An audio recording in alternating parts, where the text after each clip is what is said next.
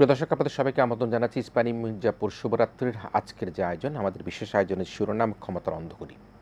আমরা ক্ষমতার অন্ধগুলি নিয়ে কেন কথা বলবো, কী জন্য কথা বলবো, সেটি আমরা একটু পরে বিশ্লেষণে যাব। তবে জানিয়ে রাখি, আমাদের সাথে অতিথি হিসেবে রয়েছেন বাংলাদেশের অত্যন্ত স্বনামধন্য একজন ব্যক্তিত্ব এবং আমাদের সকলের প্রিয় ব্যক্তিত্ব, newspapers owners association of Bangladesh নোয়াবের সম্মানিত সভাপতি, মানব জমিনের সম্মানিত সম্পাদক, বিষ্ণু গণমাধ্যম ব্যক্তিত্ব, সিনিয়র সাংবাদিক জনাব মতিউর রহমান চৌধুরী রয়েছেন আমাদের সাথে। প্রথমে আপনাকে স্বাগত জানাই। একটু প্রিয় দর্শকদের একটু জানিয়ে রাখি কেন আমরা ক্ষমতার অন্ধগুলো নিয়ে কথা বলতে চাচ্ছি, এবং সেটি হচ্ছে, দর্শক আপনারা নিশ্চয়ই ইতিমধ্যে দেখেছেন মানব জমিন পত্রিকায়, এবং এই পত্রিকার প্রধান সম্পাদক জনাব মতিউর রহমান চৌধুরী তার নিজের বাই লাইন যে নিউজগুলো প্রকাশিত হয়েছে, এবং সেই নিউজগুলো প্রকাশিত হবার যে প্রেক্ষাপট, যেটি আমরা বলবার চেষ্টা করছি, সেটি হচ্ছে যে অনুসন্ধানী প্রতিবেদন 11-11 যে ভিতর বাহির, সেগুলো নিয়ে আমরা কথা বলবো। এবং 11 জমানায় আমরা যেটা দেখেছি, মাননীয় প্রধানমন্ত্রী তারেক রহমানকে কীভাবে গ্রেপ্তার করা হয়েছে, কীভাবে নির্যাতন করা হয়েছে, সেই সময়কার সেনাপ্রধান 11 সেনাপ্রধান কীভাবে প্রেসিডেন্ট হওয়ার খায়েশ হয়েছিল, আপসীর নেত্রী বেগম খালেদা জিয়াকে কীভাবে বাড়ি থেকে উচ্ছেদ করার পরিকল্পনা ছিল, কীভাবে উচ্ছেদ করা ছিল, সকল প্রক্রিয়াগুলো নিয়ে আমরা কথা বলবো। এবং আমি জানিয়ে রাখি একটু প্রিয় দর্শক, আজকে অতিথি তিনি নিজেই তার সাংবাদিকতা জীবনের 55 বছরের সাংবাদিকতা জীবনের তিনি জেলে গিয়েছেন, বৈরী পরিবেশের মুখোমুখি হয়েছেন, আদালতের কাঠগড়ায় দাঁড়িয়েছেন। সব কিছু মিলিয়ে আমি আপনার যে বেশ কয়েকটি প্রতিবেদন, সেটি আমি মনে করি যে অত্যন্ত গুরুত্বপূর্ণ প্রতিবেদন, এবং যেটি বাই লাইন আপনি লিখবার চেষ্টা করেছেন, বলবার চেষ্টা করেছেন, জনগণকে জানাবার চেষ্টা করেছেন। আমরা ক্ষমতার অন্ধগুলি বলতে আসলে সেই 11কার সময় এবং পরবর্তীতে যা আমি শাসন আমলেরও কিছু এখানকার চিত্র যদি পারি আমরা তুলে ধরবার চেষ্টা করব। আপনি আপনার মানব জমিনের আপনার বাইলাইন রিপোর্টে কিন্তু অনেক কথা লিখেছেন। আপনি অনেক কিছু দেখছেন এবং ছাত্র জীবন থেকে সাংবাদিকতার সাথে আছেন, এবং এই পেশাকে আপনি বেছে নিয়ে এখনো পর্যন্ত সেটা নিয়ে আছেন। 111-এর যে কথাটি অত্যন্ত বিখ্যাত শব্দ, 111 এর উৎপত্তির কারণ, কেন হয়েছে, কি হয়েছে, এর সাথে কারা ছিল, আপনার পত্রিকায় জানিয়েছেন। যদি একটু দর্শকদেরকে একটু আপনি ভিজুয়াল মিডিয়া জানান। অনেক ধন্যবাদ আপনাকে। 111-এর ময়না তদন্ত করতে গিয়েই মূলত এই পুরো ঘটনাটা বেরিয়ে এসেছে। আরও এর আগেও বহুবার বেরিয়েছে, কিন্তু এটা ছিল আরও ডিটেলস, আরও তরতাজা আর কি, একদম পুরো শেষ মুহূর্তে তদন্তে অনুসন্ধানে যা পাওয়া গেছে সেটাই লিখেছি আমি। আসলে 111 ছিল বাংলাদেশের রাজনীতির একটি কালো অধ্যায়, গণতন্ত্র হত্যার একটা মিশন। দীর্ঘমেয়াদী ফৌজি শাসন চালু রাখার জন্য জেনারেল মঈনুল আহমেদ এই পরিকল্পনাটা করেছিলেন। আপনি নিশ্চয়ই জানেন যে কুশলভদের কথা বলছেন, 4 জন কুশলভ যারা এই মূল পরিকল্পনার মধ্যে ছিলেন, আর সেনাবাহিনীর সাথে যারা যুক্ত, রাজনীতিতে যারা আছেন তৎকালীন, তারাও এটার মধ্যে যুক্ত ছিলেন। General Masud, general Moin, brigadier Bari এবং ব্রিগেডিয়ার এটিএম আমিন, এই 4 জনই ছিল মূল পরিকল্পনাকারী। এবং তারা তখন ওই ইয়াজউদ্দিন সাহেবের সরকার ছিল, অন্তর্বর্তী সরকার, কেয়ারটেকার সরকার যেটা বলা হয়, সেই সরকারকে হটিয়ে তারা ক্ষমতাটা নেন 11 তারিখে, মানে 11 তারিখে নেন, এবং 1 জানুয়ারি সেটা ছিল। তো তখন তো রাজপথের আন্দোলন চলছিল, লগি বইটা নিয়ে আন্দোলন চলছিল, এবং ওইখানে একটা উল্লাসের নৃত্যও করা হয়। লগি বইটা নিয়ে অনেক লোক মারা যায়, এটাও টেলিভিশনে অনেক খবর আমরা সেদিন দেখেছিলাম। এর আগে 2 দলের মধ্যে, আওয়ামী লীগ বিএনপির মধ্যে সমঝোতা হয়নি, বহু মিটিং হয়েছে, শেষ পর্যায়ে এই পরিস্থিতি তৈরি করা হয়। তখন ওই দেশে জরুরি অবস্থা জারি হয়। জেনারেল মঈন স্বপ্ন দেখিয়েছিলেন, কিন্তু 2 বছরের মাথায় তাকে ক্ষমতা ছাড়তে হয়েছে নির্বাচন দিয়ে। এর পেছনে কিন্তু ক্ষমতাচ্যুত মানে কি আর কি, প্রধানমন্ত্রী শেখ হাসিনার সরাসরি যোগসাজশ খুঁজে পাওয়া গেছে এই অনুসন্ধানে। তিনি এর আগে জেনারেল মাসুদ এবং বাড়ি, তারা দুজনই কির সঙ্গে, শেখ হাসিনার সাথে নিয়মিত যোগাযোগ ছিল, এবং আমিনও যোগাযোগ করতেন। যদিও এটা মানে তথ্যের এদিক সেদিক আছে, তারপরেও মানে কারা কারা যোগাযোগ করতেন? হ্যাঁ, এরা এই মাসুদ এবং বাড়ি এবং আমিন, আর ওইদিকে তো জেনারেল মঈন ছিলেনই। তো তারা রাজনৈতিক সাপোর্টটাও তারা পেয়েছেন, যদিও শেখ হাসিনা একটা পর্যায়ে গ্রেপ্তার হয়েছিলেন, আর্মির ভিতরেই এক ভিন্ন মত ছিল। পরবর্তী পর্যায়ে তো খালেদা জিয়াকে গ্রেপ্তার করা হয়, এবং গ্রেপ্তার করা হয় বর্তমান প্রধানমন্ত্রী তারেক রহমানকে। তখন তারপরে ব্যবসায়ীদেরকে ঢালাওভাবে গ্রেপ্তার করা হয়। আপনি জানেন যে এই ব্যবসায়ীদেরকে এমনভাবে দুর্নীতি দমন কমিশনের মাধ্যমে তাদেরকে যেভাবে হেয় করা হয়, তো সে কারণে বাংলাদেশের অর্থনীতিতে বড় ধরনের একটা চাপ সৃষ্টি হয় এবং যেটা আমরা এখনও কাটিয়ে উঠতে পারি নাই। তো সেই কারণে আবার নতুন করে তো এই জিনিসটা হচ্ছে। আবার ওই সময়টাতে 111-এর যে মূল কাহিনী যারা এটা তৈরি করেছিল জাতিসংঘের একটা রিপোর্টে, অর্থাৎ জাতিসংঘের একটা চিঠি ম্যানেজ করা হয়। জাতিসংঘের চিঠিতে বলা হয়েছিল যে বাংলাদেশে যদি একতরফা নির্বাচন হয় তাহলে সেই নির্বাচন গ্রহণযোগ্য হবে না। তো জেনারেল মাসুদ যখন মাসুদ নয়, জেনারেল মঈন এই চিঠিটা বঙ্গভবনে যখন প্রেসিডেন্টের সঙ্গে সাক্ষাৎ করতে যান, তখন কিন্তু প্রেসিডেন্টকে চিঠি দেখান নাই, কিন্তু এটা এইভাবে দেখাইছিলেন যে এই চিঠি আমরা পেয়েছি। যখন দেন দরবার হয়, ইয়াজউদ্দিন সাহেব তো ক্ষমতা ছাড়তে চান নাই, তারপরে নানা কাহিনী।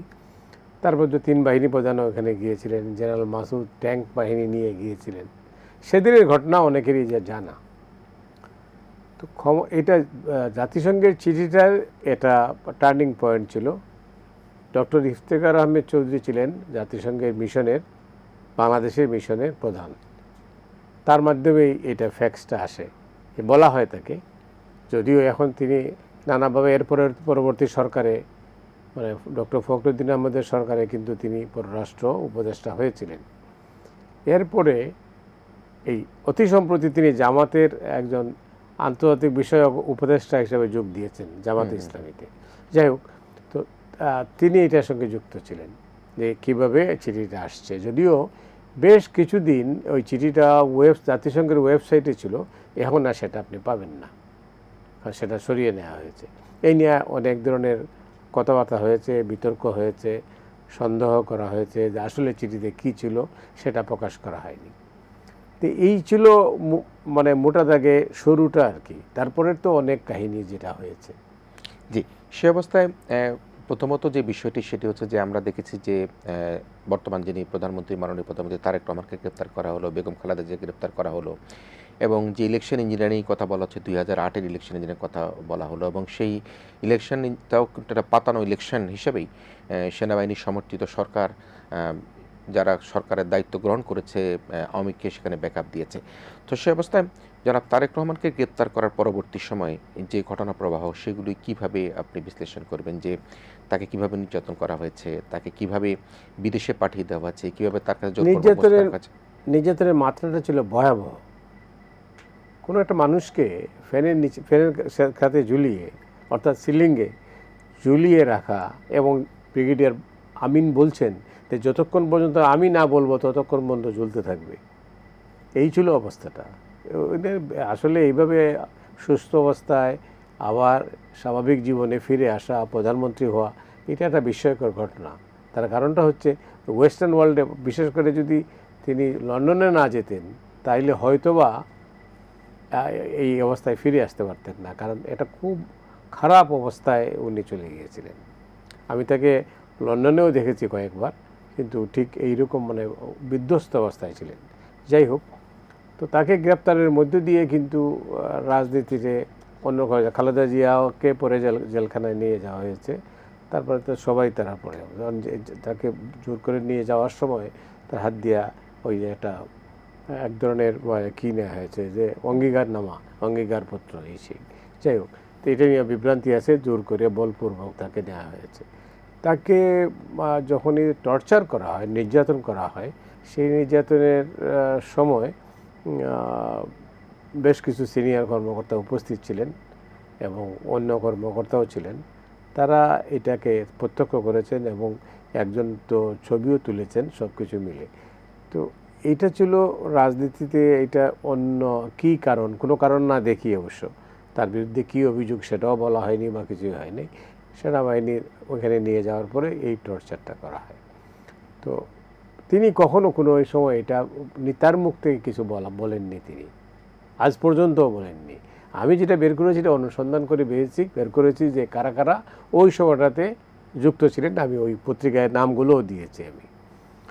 তো খালেদা জিয়াকে যখন জেলে নিয়ে যাওয়া হলো, তখন তার সাথে আলোচনাও করতে যাওয়া হয়েছে যে কিভাবে আলোচনা এই ইলেকশনটাতে উনি যাবেন কি যাবেন না। তো উনি শুরুতে রাজি ছিলেন না যে সেনাবাহিনীর এই অবস্থা আমাদের ইলেকশনে লাভ নেই, কিছু হবে না।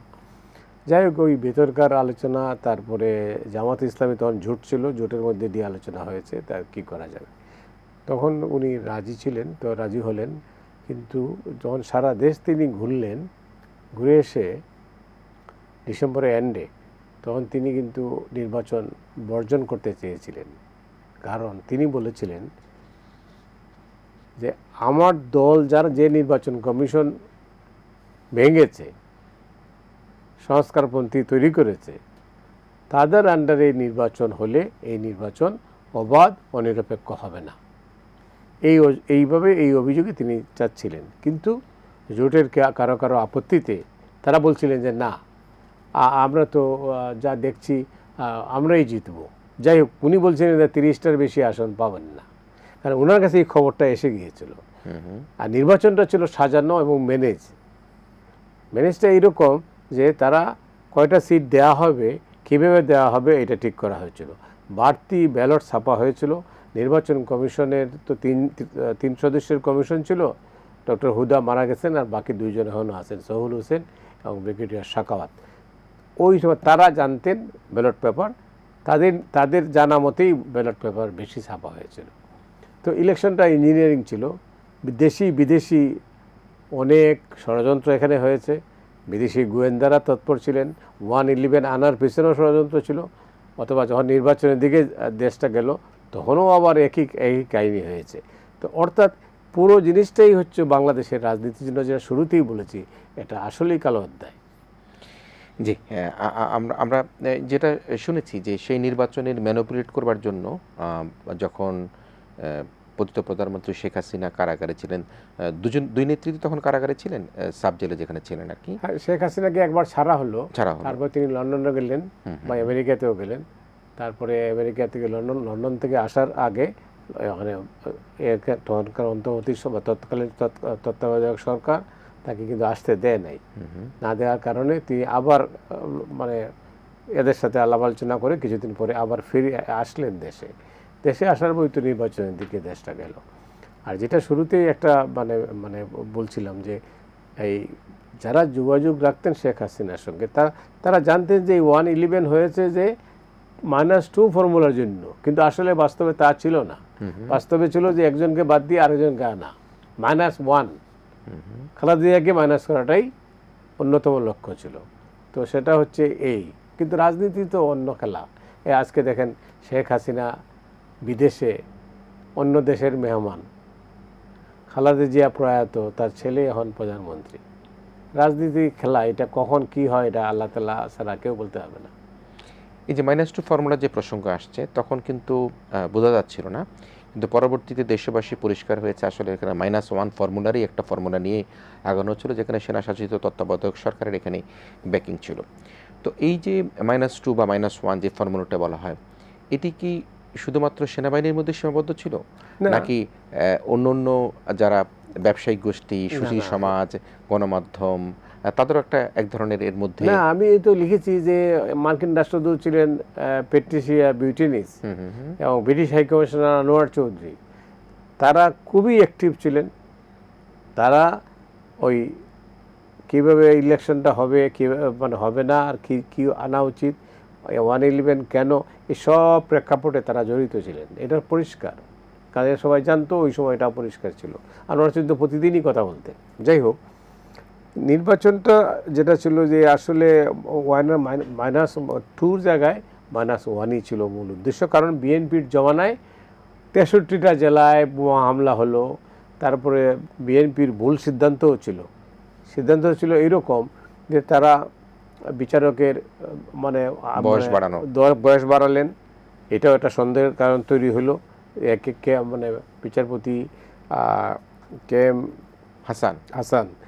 এম হাসানকে নিয়ে সন্দেহ করা হলো, তাকে বসানো হইতেছে, যদিও তিনি রাজি হইলেন না পরে। কারণ আমি মনে করি যে কে এম হাসানকে দিলে পরে বাংলাদেশে একটা ভালো নির্বাচন হতো। কারণ তিনি খুবই ভালো মানুষ এবং খুব সৎ মানুষ। তার বিরুদ্ধে তার সমালোচনা হয়েছে তাকে নিয়ে বসানোর কারণে, বা বসাতে চান বলে, কিন্তু তার কোনো অ্যাক্টিভিটিস তাকে কোনোদিন কেউ সমালোচনা করতে পারেনি, আদালতেও না, ব্যক্তি পর্যায়েও না। তো সেই সব কারণটা হলো যে আসলে ওই সময় ছিল যে বিএনপি যেহেতু এই খারাপ কাজগুলো করেছে, ওই সময় তো তারপরে অপারেশন ক্লিন হার্ট হলো, এই তারপরে অনেক বেশি চাঁদাবাজি হতে থাকলো, খুন খারাপি হলো, এই সমস্ত কারণে ওই সময়টা মানুষের মধ্যে একটা প্রতিক্রিয়া হলো এবং বিদেশিরাও চাইলেন এটা পরিবর্তন। এই পরিবর্তনের কারণেই 111টা তৈরি করা হলো। 111 তৈরি করে তারা যারা এর সঙ্গে যুক্ত ছিলেন তারা কিন্তু অনেক বেনিফিশিয়ারি হয়েছে।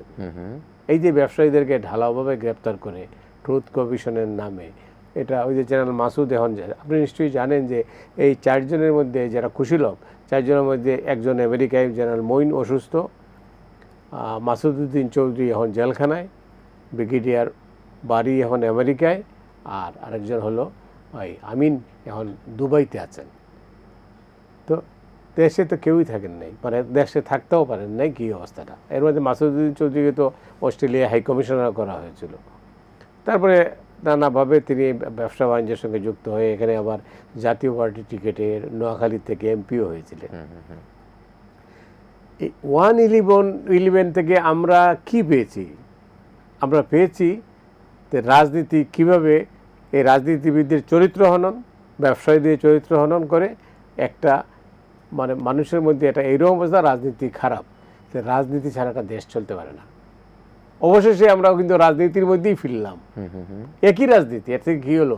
শেখ হাসিনা 15 বছর দুর্দান্ত মানে প্রতাপে সঙ্গে রাজনীতি করলেন এবং শাসন করলেন। তো এই রাজনীতি তো আমরা চাই নাই।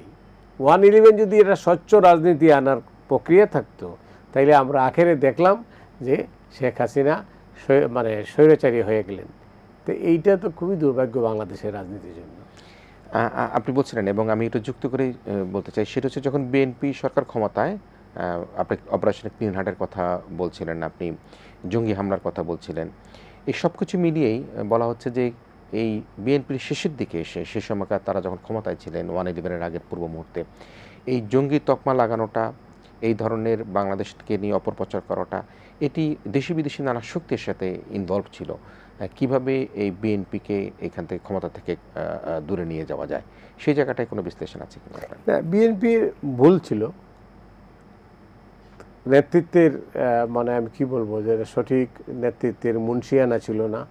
কারণ যে কারণে যে অভিযোগগুলো আসছে, আন্তর্জাতিক মিডিয়াতে আসছিল, তখন আন্তর্জাতিক মানবাধিকার সংগঠনগুলো বলছিল, কিন্তু তারা কার্যকর কোনো ব্যবস্থা নিতে পারেননি বা নেননি। আমি জানি না কী অবস্থাটা, কিন্তু এইসব কারণে মানুষের মধ্যে একটা প্রতিক্রিয়া ছিল। বিদেশিরা তো স্বাভাবিক কারণেই তাদের মধ্যে প্রতিক্রিয়া ছিল। আর এটা হচ্ছে যে কেন্দ্রিক একটা সরকারকে সরিয়ে আরেকটা নতুন সরকারের জন্য তারা স্বপ্ন দেখেছিলেন। আনোয়ার চৌধুরী আমাকেই বলছেন যে আমরা তো চেয়েছিলাম একটা ভালো জিনিস হবে, কিন্তু সেটা হয় নাই। কেন হয় নাই? হয়তো ইতিহাস একদিন বিচার করবে। কিন্তু তিনি দায়িত্ব তো এড়াতে পারেন না। তারা তো এই গণতান্ত্রিক ইয়াজউদ্দিনের এই ভুল সিদ্ধান্ত ছিল, সবই ছিল, কিন্তু তাকে এইভাবে সরিয়ে আপনি নির্বাচন থেকে সরিয়ে নেন। যেমন আরেকটা বিষয় এখানে উল্লেখযোগ্য, সেটা হচ্ছে যে সাবেক প্রেসিডেন্ট হুসেইন মোহাম্মদ এরশাদের মনোনয়নপত্র বাতিল করা হলো, জোর করে বাতিল করা হলো। বাতিল করে দেওয়ার কারণেই তো শেখ হাসিনা নির্বাচন থেকে সরে গেলেন সবাই, তারা তখন তো এককেন্দ্রিক হয়ে গেল। এই পরিস্থিতিটা তৈরি করা হয়েছে, এটা সাজানো মানে পুরো প্রক্রিয়াটা আর কি, কারণ এখান থেকে সুবিধা নেওয়ার জন্য এটা করা হয়েছে। তো রাজনীতির খেলা, এটা তো 2-2 4, 3-1 4, 5 থেকে 1 গেলেও 4 হয়, এরকম আর কি। দর্শক, আমরা ক্ষমতার অন্ধগলির কথা বলছিলাম, একারের কুশীলবদের কথা বলছিলাম, সে সময়কার যে ক্ষমতার পালাবদলের ক্ষেত্রে কী কী ধরনের ইঞ্জিনিয়ারিং হতো সেগুলো আমরা কথা বলছিলাম। এবং একটা গুরুত্বপূর্ণ কথা, যেটি আজকের অতিথি সম্মানিত সিনিয়র সাংবাদিক জনাব মতিউর রহমান চৌধুরী বলল, 11 হচ্ছে বাংলাদেশের ইতিহাসে একটা কালো অধ্যায়ের একটা অংশ, এবং কালো অধ্যায় হিসেবে তিনি আজকে আমাদেরকে এটি জানাবার চেষ্টা করলেন। আমরা আবারও ফিরে আসবো একই আলোচনায়, অন্ধকার যে জগৎ, ক্ষমতার যে অন্ধগলি, সেই আলোচনায় আমরা ইসমানী মির্জাপুর শুভরাত্রিতে কিছুক্ষণের মধ্যে ফিরে আসবো। আমরা একটা ছোট্ট বিরতি নিচ্ছি।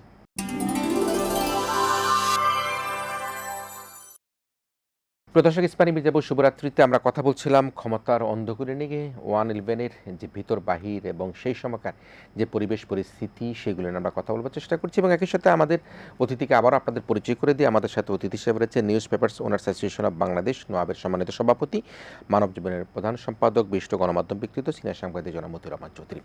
আমরা না জানা অনেক কথা শুনেছি, আরও শুনবো এবং তিনি নিজ হাতে নিজ কলমেই কিন্তু এই বিষয়গুলো নানা অনুসন্ধানের মাধ্যমে প্রকাশ করবার চেষ্টা করেছেন এবং জাতিকে জানাবার চেষ্টা করেছেন। আমি মতিউর আবারও একটু আপনার কাছে আসি। আমরা খালেদা জিয়ার গ্রেপ্তারের কথা দেখেছি এবং গ্রেপ্তারের পরপর আমরা যে ঘটনাগুলো সেটি হচ্ছে যে তাকে আদালতে হাজির করা হয়েছিল। সে আদালতে হাজিরের মুহূর্তে তিনি কিন্তু কয়েকটি কথা খুব স্পষ্টভাবে বলেছেন। তার গ্রেপ্তারের ঘটনাটা নিয়ে আপনার কোনো নিজের কোনো বিশ্লেষণ আছে কিনা? শেখ হাসিনা কিন্তু গ্রেপ্তার হন প্রথমে, তারপরে খালেদা জিয়া হন। শুরুতেই কেউ কেউ বলেছিলেন খালেদা জিয়াকে গ্রেপ্তার না করার জন্য, তাদের মধ্যে একটা ভিন্ন মত ছিল। তো শেষ পর্যন্ত সিদ্ধান্ত হয় গ্রেপ্তার করার মধ্যে দিয়ে তারা এই বার্তাটা দিতে চেয়েছিলেন যে তারা -2 করবেন, কিন্তু আসলে -2 যে করতে পারবেন না এটা তারা জানতেন। তারপরেও তারা এই পথে হেঁটেছিলেন। তার কারণ হলো তারা মানুষের কাছে তো 111 নিয়ে প্রশ্ন উঠতে শুরু করলো যে কী কারণে 111 করা হলো। তখনই হইল -2। তখন তো ওই সিভিল সোসাইটির যারা সিভিল সোসাইটি অথবা গণমাধ্যমের যারা এরা কিন্তু সমানে লিখতে শুরু করলেন যে না -2 করতে হবে। তো এই ফলে হয় কি এটা স্বাভাবিক কারণে এটা প্রতিক্রিয়া হয়েছিল, মানুষের মধ্যে দেখতে চাইছিল এটাই। খালেদা জিয়াকে গ্রেপ্তারের পর তিনি তো জানতেন কি গ্রেপ্তার করা হচ্ছে, কেন করা হচ্ছে এবং কি প্রতিক্রিয়াটা। তো সেই অবস্থা দেখে তিনি তার মনের মধ্যে একটা এই জিনিসটাই এসেছিল যে বাংলাদেশ আসলে অন্য পথে হাঁটছে, অর্থাৎ রাস্তা যে চেনা পথে নেই, ভিন্ন পথে যাচ্ছে। রাজনীতিতে তাকে সরিয়ে, এটা পরিষ্কার তার মধ্যে, তাকে সরিয়ে অন্য একজনকে মানে শেখ হাসিনাকে ক্ষমতায় আনার জন্য এই 111 তৈরি করা হয়েছে। তিনি এটা বিশ্বাস করতেন।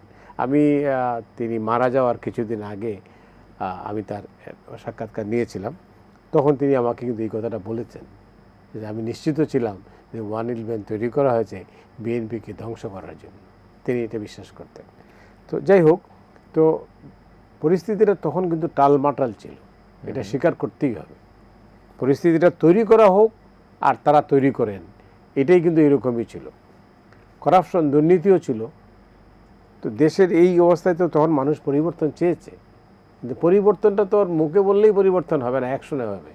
কিন্তু এরা যেটা করলেন, আপনার মনে আছে ঢাকা বিশ্ববিদ্যালয়ে তারা যখন আর্মির সঙ্গে একটা ক্লেশ হয়েছে থাকলো, তখন কিন্তু পুরো জিনিসটাই ভিন্ন পথে যাবে এই তারা ভয় পেয়ে গেলেন।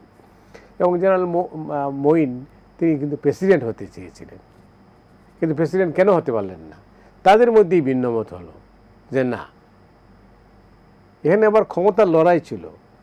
ব্রিগেডিয়ার আমিন চেয়েছিলেন জেনারেল মঈনকে সরিয়ে তিনি ক্ষমতা নেবেন, যেটা আমি লিখিনি, কারণ আমি শুনেছি এটা, কিন্তু যেহেতু এই কোনো পক্ষেই নাই এখানে, তো যোগাযোগ করা সম্ভব হয়নি।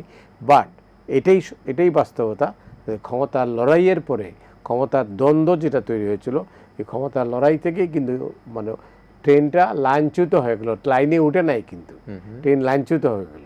লাইনচ্যুত হওয়ার পরে রাজনীতি একদিকে চলতে থাকলো, অন্য রাজনীতি জামাত ইসলামী এবং বিএনপি দূরে চলে যেতে বাধ্য হলো। এই হলো পরিস্থিতি। এবং বিএনপির নেতারা গ্রেপ্তার হইলেন, জামাতের নেতারা গ্রেপ্তার হইলেন, পরিস্থিতি হলো, নির্বাচন হলো একটা। তো সেই নির্বাচন তো বাতানো আমরা বলেছি। তো সেটা হচ্ছে যে এই 111 বাংলাদেশকে নতুন কোনো দিশা দিতে পারে নাই। তো এইটার কারণটা হচ্ছে যে লক্ষ্যহীন ছিল এটা, তারা আসলে লক্ষ্য ঠিক করতে পারে নাই। বঙ্গভবনে যেভাবে প্রেসিডেন্টকে তারা মানে অস্ত্রের মুখে বাধ্য করেছেন তিনি এটা তার পদ ছেড়ে দিতে, প্রেসিডেন্টের পদ নয়, এটা হচ্ছে তো মানে কেয়ারটেকার সরকারের প্রধান হিসাবে, এটাও একটা ভুল সিদ্ধান্ত ছিল বিএনপির। এবং তা অন্য কাউকে না দিয়ে তাকে আবার প্রেসিডেন্টও করা হলো, আবার কেয়ারটেকারেরও প্রদান করা হলো, এটা দরকার ছিল না। নির্বাচনটা বন্ধ যাওয়া উচিত ছিল, কোনো সুযোগ তারা এই সুযোগটাও দিয়েছেন। আমি শুনেছি এর ভিতরে একটা শক্তি কাজ করেছে, বিএনপির ভেতরে একটা শক্তি কাজ করেছে যে তাদেরকে ওই যাতে খালি ন করতে আর কি। আপনি জানেন যে এখানে এলডিপি হলো, বি চৌধুরী সাহেবের নেতৃত্বে বিকল্প ধারা হলো, ফেরদৌস কুরেশির নেতৃত্বে আরেকটা বোধ হয় পার্টি হয়েছিল, জি। পার্টি হয়েছিল। তো সবই তো সব ইঞ্জিনিয়ারিংয়ের ফসল। এটার প্রত্যেকটার পিছনে সেনাবাহিনীর ভূমিকা ছিল।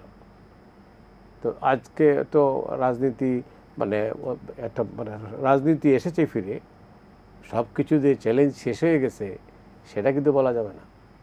তো সে অবস্থায় এখন আমরা মাঝে মাঝে বিশেষ করে 5ই আগস্টের পরবর্তী সময় আমরা দেখেছি জেনারেল মঈন তিনি একটা ভিডিও বার্তা দিয়েছেন এবং তিনি অনেক কিছু বলেছেন, বিশেষ করে পিলখানা হত্যাকাণ্ড নিয়ে তিনি কথা বলবার চেষ্টা করেছেন।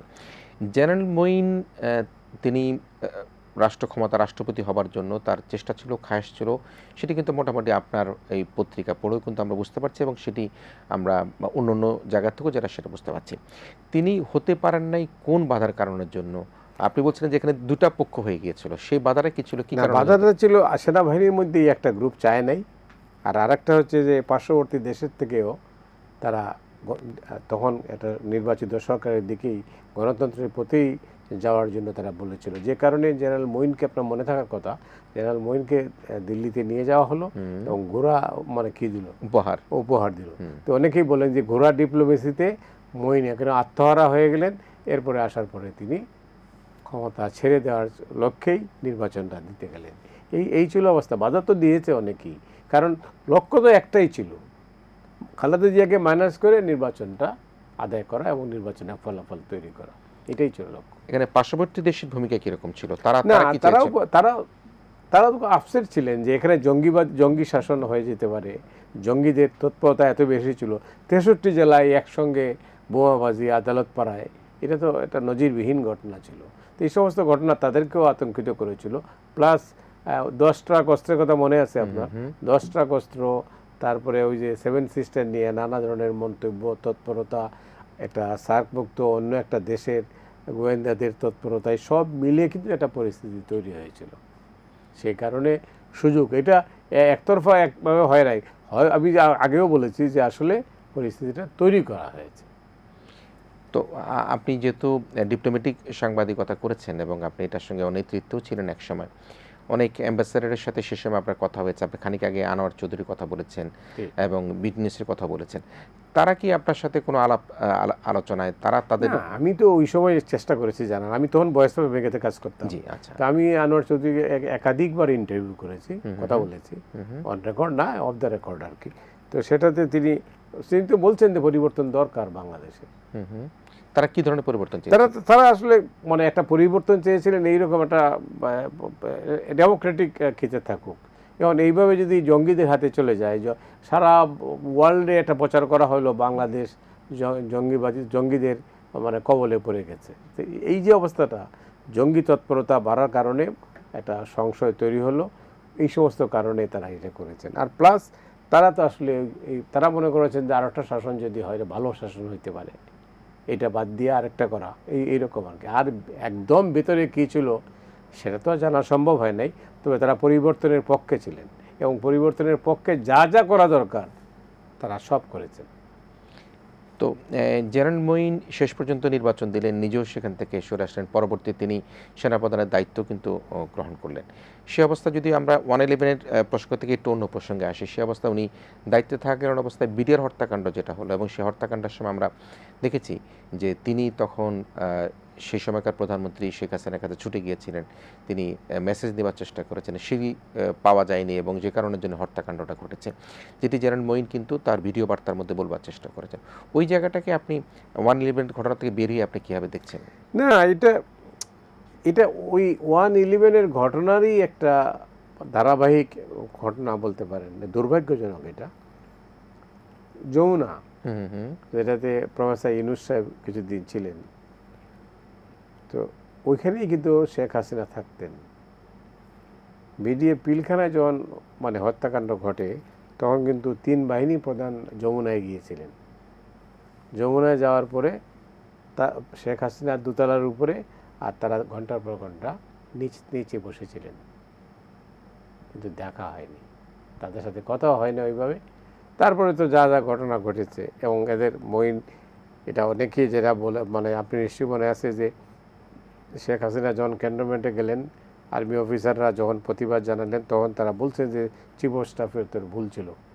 যদিও ওদের অনেকেরই চাকরি নাই, অনেকে বিদেশেও চলে গেছে। যাই হোক, তো পরিস্থিতিটা তো আসলে মইনের, আমি কি বলবো, যে মইনের কাপুরুষতা কিন্তু এই ঘটনাটাকে আরও বেশি কী করে। সকালে যখন শুনলেন, তিনি কিন্তু কার্যকর কোনো ব্যবস্থা নেননি। বিডিআর হত্যাকাণ্ড, বিডিআর হত্যাকাণ্ড, তো বিডিআর হত্যাকাণ্ডটা এটা বাংলাদেশ কেন, পৃথিবীর ইতিহাসে এটা একটা ন্যাক্কারজনক ঘটনা এবং এটা মর্মস্পর্শী ঘটনা। তো সেই কারণে আজকে আমরা অনেক কিছুই মুক্ত পরিবেশে অনেক কিছু লিখছি, সব লিখতে পারছি না, সব বলতেও পারতেছি না। এটার পিছনে অনেক অনেক কারণ আছে, যেটা আপনিও জানেন, আমার মনে হয় দর্শকরাও জানেন। যে আপনি বলছিলেন যে ১/১১-এর সাথে কিন্তু খানিকটা এখানে লিঙ্ক হয়ে যাচ্ছে, যে বিডিআর হত্যাকাণ্ডের যে ঘটনাটা, এবং জেনারেল মঈন সেখানে কাপুরুষতার পরিচয় দিয়েছেন এবং তিনি সেই সময়কার প্রধানমন্ত্রী শেখ হাসিনার সাথে দেখা করবার চেষ্টা করেছেন, কোনো নির্দেশনা পাওয়ার চেষ্টা করেছেন, কিন্তু না পেয়ে ফিরে এসেছেন। কিন্তু ইতোমধ্যেই দেখা গিয়েছে যে আমাদের অনেক অফিসারকে হত্যা করা হয়েছে। এই বিডিআর হত্যাকাণ্ডের সাথে দেশি বিদেশি কোনো ষড়যন্ত্র কীভাবে দেখেন সেটাকে আপনি? না, ষড়যন্ত্র তো ছিলই, এটা তো কোনো না বলার কোনো কারণ নাই। তদন্ত, অনেকগুলো তদন্ত হয়েছে, কিছু তদন্ত মাঝপথে আটকে গেছে, কিছুটা আলোর মুখ দেখেছে, কিছুটা আলোর মুখ দেখে নাই। এর মাঝে সরকার পরিবর্তন হয়েছে, অন্তর্বর্তী সরকারও সেটা বের করতে পারে নাই, এবং ভবিষ্যতে বের হবে বলে আমার কেন যেন সংশয় আছে। কারণ কোনোদিনই এটা বের হবে না, কারণ এর পিছনে অনেক ডালপালা, অনেক যে ডালপালা ভেদ করে আসল সত্য বের হবে, এটা মনে করার কোনো কারণ নেই, বরং আমি নিজে সন্দিহান। আর আরেকটা বলি যে বিএনপি জমানায় যেটা ওই 21শে আগস্ট গ্রেনেড হামলা হলো, সেই গ্রেনেড হামলায় যে জজ মিয়া নাটক তৈরি করা হলো, এই সমস্ত ঘটনাও কিন্তু 111 তৈরিতে অনেক সাহায্য করেছে।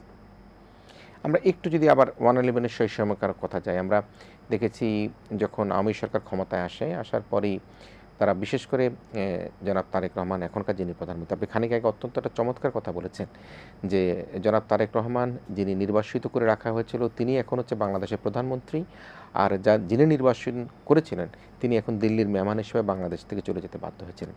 সেই তারেক রহমানকে সে সময় মিডিয়া থেকে দূরে রাখবার জন্য আদালতের ঘাড়ে বন্দুক রেখে যে একটা রায় নিয়ে আসলো এবং সে মিডিয়া থেকে তাকে দূরে রাখা হলো, সেই জায়গাটাকে কীভাবে দেখেন? এটা ফরমাইশি রায়, এটা বাংলাদেশে একটা নতুন ঘটনা না। এই সরকারের যত সরকারি গণতান্ত্রিক বলি আমরা, সবসময় এটা ফরমাইশি রায় হয়। আদালতের কথা বলা হয়, আদালত আবার অবমাননা হয়ে যাবে, কিন্তু আদালত কি সবসময়, আমি জানি না, অনেক সংশয় আমাদের থাকে। আদালত অবমাননার মধ্যে আমি যেতে চাই না। আমি মনে করি যে আদালত থেকে আমরা মানে সত্য ঘটনাগুলো বেরিয়ে আসে নাই, আর আরও ভালো হতো যদি স্বচ্ছ হতো আর কি। আশা করি ভবিষ্যতে সেটা হবে।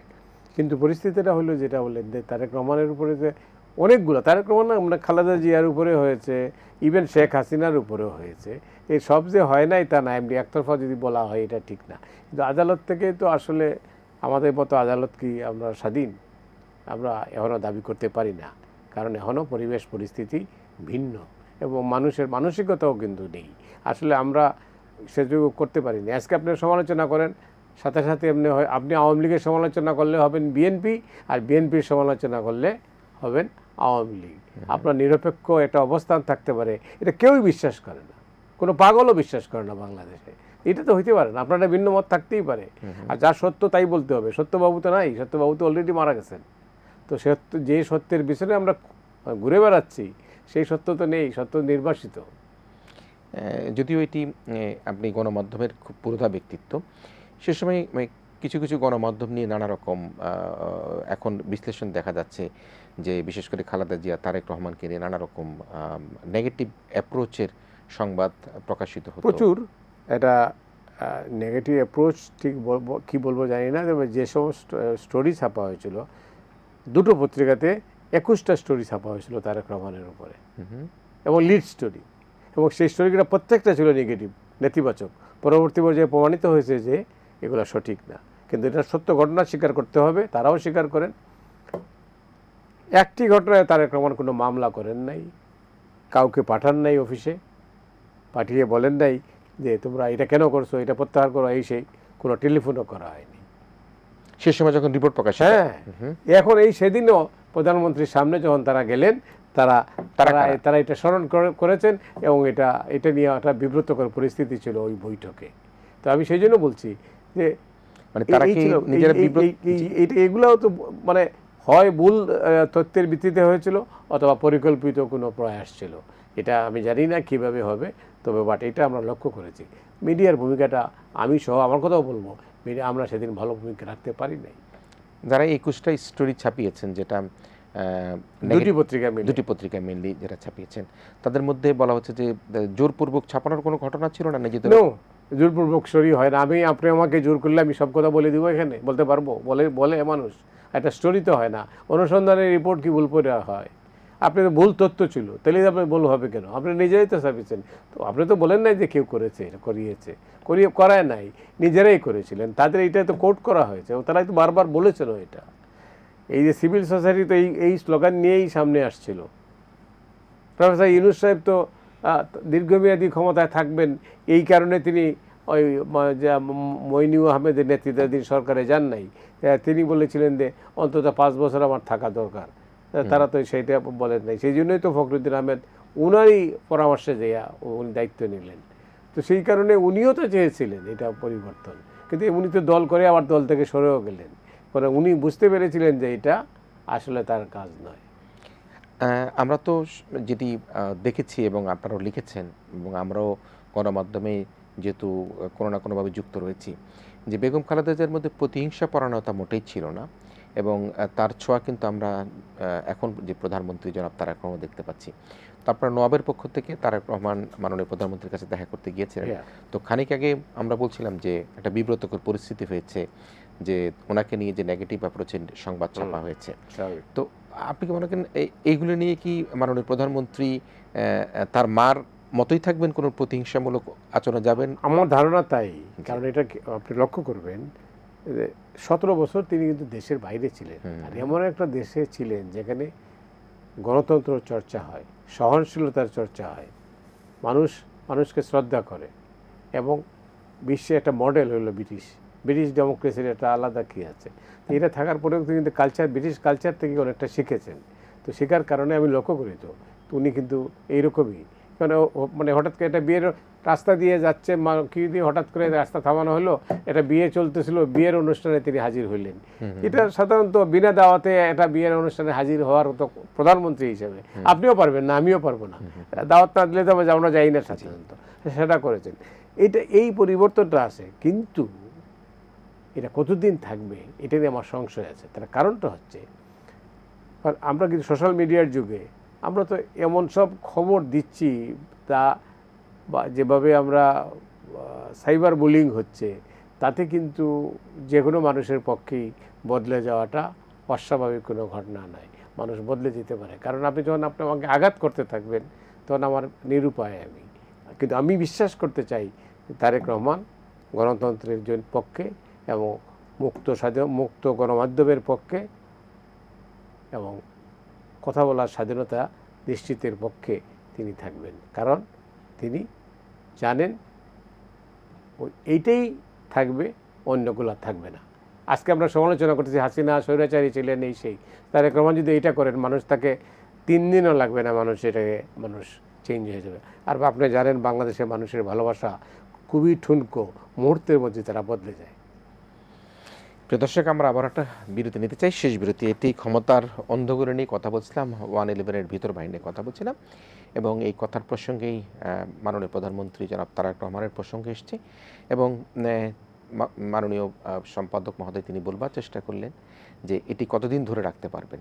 তিনি এখন যেভাবে তার মায়ের মতো প্রতিহিংসা পরায়ণ না হয়ে দেশের মানুষের সাথে যে কোনো একটা বিয়ের অনুষ্ঠানে চলে যাচ্ছে, গাড়ি থেকে নেমে একটা বাচ্চাকে আদর করছে, বাচ্চাদের স্কুলে চলে যাচ্ছে, এই সব কিছু মিলিয়ে কতদিন ধরে রাখতে পারবেন? যদি ধরে রাখা সম্ভব না হয়, তাহলে কিন্তু দেশের মানুষ, বাংলাদেশের মানুষ, তাদের ভালোবাসা খুবই ঠুনকো। এই ঠুনকো ভালোবাসায় কিন্তু যে কোনো সময় আবার একটা বিরূপ পরিস্থিতি যাতে না হয়, সেটি কিন্তু তিনি প্রত্যাশা করছেন। প্রিয় দর্শক, আমরা ইস্পানী মির্জাপুর শুভরাত্রিতে একটা শেষ বিরতি নিচ্ছি।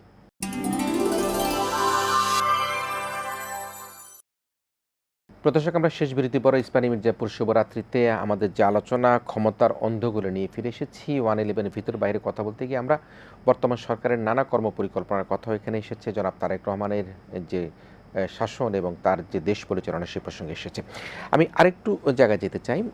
আমরা যদি হাসিনা শাসনের দিকে তাকাই এবং সেখানে খালেদা জিয়াকে গ্রেপ্তার করা হয়েছে, তাকে নানা রকমভাবে অপবাদ দিয়ে তাকে জেলে রাখা হয়েছে। একজন অসুস্থ মানুষকে বিনা চিকিৎসায় কিন্তু শেষ পর্যন্ত অভিযোগটা তাকে কিন্তু বিনা চিকিৎসায় মারা যেতে হয়েছে।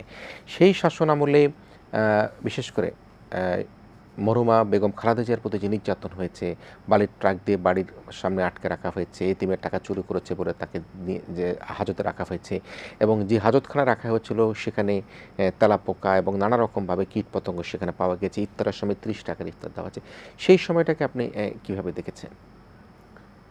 তাকে যেদিন মানে বাড়ি থেকে উচ্ছেদ করা হয় সেদিনের ঘটনার তো যেটা আমি লিখেছি যে এমনভাবে পরিকল্পনা তৈরি করা হয় যাতে তিনি কোনো আপিলই না করতে পারেন, কারণ এটা তো আদালতে চলছিল বিষয়টা, দিনটা ছিল শনিবার, যাতে আর কোর্টে না যাওয়া যায়। সেই কারণে তাকে যেভাবে উনি এক কাপড়ে বেরিয়ে আসতে হয়েছে। তো আপনি জানেন যে সেনাবাহিনীর প্রধান ছিলেন জেনারেল মুবিন, আর কিউএমজি ছিলেন ওই যে মানে ইকবাল করিম ভুইয়া। তারা দুইজনই বিদেশে চলে যান, অথচ তারাই মূল পরিকল্পনা দিচ্ছিলেন। আচ্ছা, তার আগে চলে যান বিদেশে? হ্যাঁ, আচ্ছা, ওই দিন ছিলেন না। ওই মামুন খালেদ আছেন যিনি গ্রেপ্তার হয়েছেন, তিনি ছিলেন এটা অন্য আরেকজন কারিগর। তো এরা তো এইভাবেই তাকে সরিয়ে কি করেছেন। কিন্তু তাকে সরানোর, তাকে এখান থেকে নিয়ে যাওয়ার পরে কোথায় যাবেন না যাবেন, এবং শেখ হাসিনা গণভবনে বসে টেলিভিশনের পর্দায় দেখছিলেন, টেলিভিশন না ওই কম্পিউটারে তিনি দেখছিলেন কীভাবে তাকে সরানো হচ্ছে, তিনি কীভাবে যাচ্ছেন, এটা সেটা। তার এটা একটা প্রতিহিংসার রূপ ছিল, এটা স্বীকার করতেই হবে, প্রতিহিংসার রূপ ছিল। এই রাজনীতি তো আমরা চাইনি, এটা সাধারণ ভদ্রতার মধ্যেও পড়ে না। আপনি একটা মানুষকে সুযোগ দিবেন, বলবেন, আর প্লাস মানে তাকে তো আইনের মানে সবগুলো প্রক্রিয়া শেষ করলে হয়তো, আইন তো কীভাবে চলছিল জানেন তো। তো সেই জায়গায় তাকে তো আপনি 30 দিন পরে একদিনও সময় দেন নাই, অথবা শনিবারেই আপনি তাকে উচ্ছেদ করে দিলেন।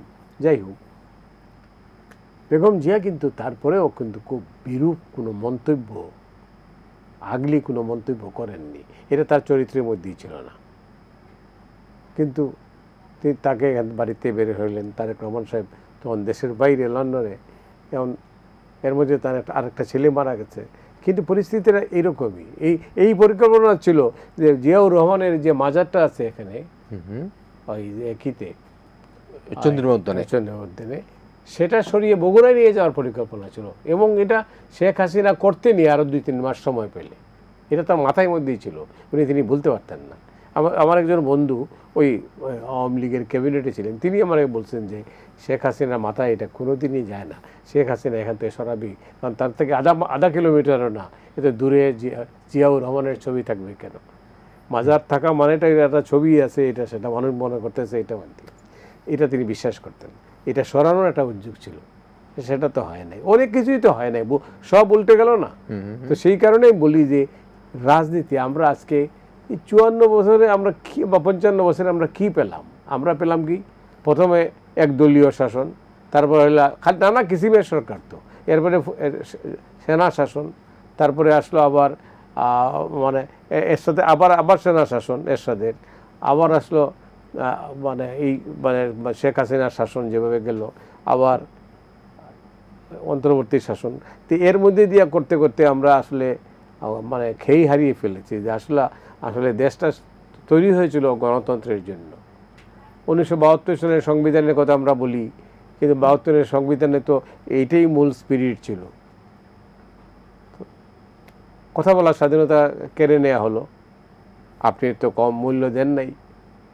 তো সেই কারণে বলি আর কি যে এই পরিস্থিতিটা আমরা তৈরি করেছি।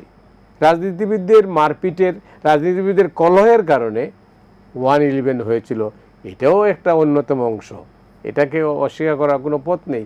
রাজনীতিবিদরা বারবারই তো সুযোগ নেন, রাজনীতিবিদরা তো এরশাদের মন্ত্রিসভায় যোগ দেন নাই, জিয়াউর রহমানের মন্ত্রিসভায় যোগ দেন নাই, 1/11-এ যান নাই রাজনীতিবিদরা, বিভিন্ন পর্যায়ে আর কি, বিভিন্ন পর্যায়ে পরবর্তী সরকারে যে আসে না এটা। অর্থাৎ এই যে একটা সরকার গঠিত হয়েছিল, ওইখানে কিন্তু রাজনৈতিক ব্যক্তিরা ছিলেন অন্য কালারে, তারা এখন নিরপেক্ষ হিসেবে, কিন্তু এটা তো নিরপেক্ষ ছিলেন না। আমি নাম বলতে চাই না, কিন্তু আমি বলি রাজনীতিবিদদের মধ্যে যদি অনৈক্য থাকে, বিভেদ থাকে, যে পরিস্থিতি কিন্তু পাল্টায় নাই, মানসিকতা থেকে আমরা যাইতে পারি নাই, তো আমরা এখনও ওর মধ্যেই আছি, ক্ষমতা দখলের লড়াই। এটা তো 111 আরেক কথা যদি বলি আমি, 111 ছিল ক্ষমতা দখলের লড়াই। তো এই লড়াই থেকেই নানাভাবে যার যার মতো সুবিধা নিয়েছেন, ক্ষতিগ্রস্ত হয়েছে গণতন্ত্র যে আইনের শাসন, কথা বলার স্বাধীনতা কিন্তু বন্দী হয়ে গিয়েছিল। তো সব মিলে আমরা একটা কি বলবো, কি পরিস্থিতির মধ্যে আছি আমরা, পরিস্থিতি এইটাই আছি যে আমরা এখনও আশায় বুক বাঁধি, আমরা বারবার মানুষ স্বপ্ন দেখে, বারবার স্বপ্ন ভেঙে যায়, কারণ মানুষ অনেক কিছু বড় স্বপ্ন, এই 2024-এর 5ই আগস্ট মানুষ কি না স্বপ্ন দেখেছে, প্রফেসর ইউনূস এইভাবে শাসন করবেন, এটা আমরা বুঝতে পারি। 409টা শিশু মারা গেছে, এর একজন সম্পূর্ণভাবে দায়ী। অন্য কোনো দেশে গেলে তাকে আর কি বলবো আমি জানি না, আইন তো স্বাভাবিক গতিতে চলে না বাংলাদেশে, চললে আজকে এই অবস্থা হতো না।